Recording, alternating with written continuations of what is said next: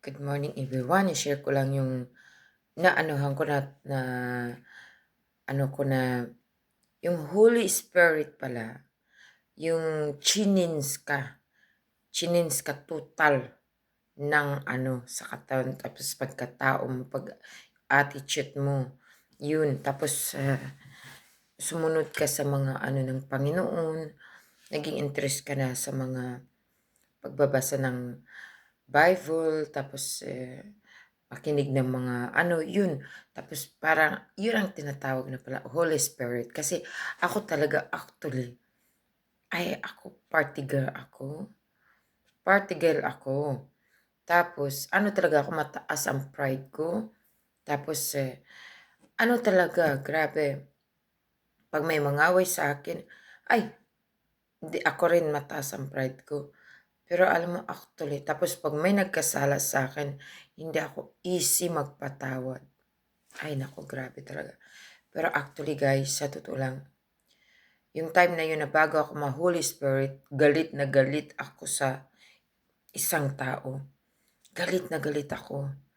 Kasi, na-feel ko ginagago na naman niya ako, inaano na naman niya ako.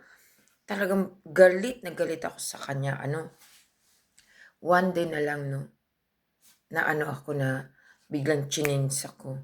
Alam mo ang nangyari sa akin? Pinatawad ko siya. Hindi lang pinatawad. Inalalayan ko pa siya at inakay ko siya sa mga bagay. Yun ang tinatawag na Holy Spirit. Inakay ko pa siya, sinuport ko pa siya. Kasi nakalagay nga, diba, sa na mahalin mo yung wag ang nanakit sa'yo. Mas mahalin mo siya. Mas isupport mo pa siya. Nangyari yan talaga sa akin. Ito ang tinatawag na when the Holy Spirit enter you. Yun. You step into a divine partnership, a supernatural reality where miracles, wisdom, and strength become a daily experience. Now, let's go deeper. We've established that the Holy Spirit is real, and His presence is the defining mark of a true believer. But how has He worked throughout history, and how is His role different today than it was in the past? Let's uncover the mystery of how the Spirit operated in the Old Testament versus now, and what that means for you. The Holy Spirit in the Old and New Testament, how does He work? Imagine standing before the Red Sea, watching the waters split in two as Moses stretches out his staff. Imagine Elijah calling down fire from heaven, consuming the altar in front of astonished onlookers. These were moments when the Holy Spirit moved powerfully.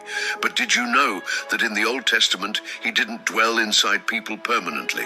Instead, He came upon specific individuals for specific missions. Kings, prophets, and judges were anointed for their tasks, but the Spirit could also depart if they strayed from God. Think of King Saul, once chosen, later abandoned because of his disobedience. 1 Samuel 16:14. The Spirit's presence wasn't guaranteed, but everything changed in the New Testament. After Jesus' resurrection, He made a promise. You will receive power when the Holy Spirit comes upon you. Acts 1:8. And at Pentecost, that promise...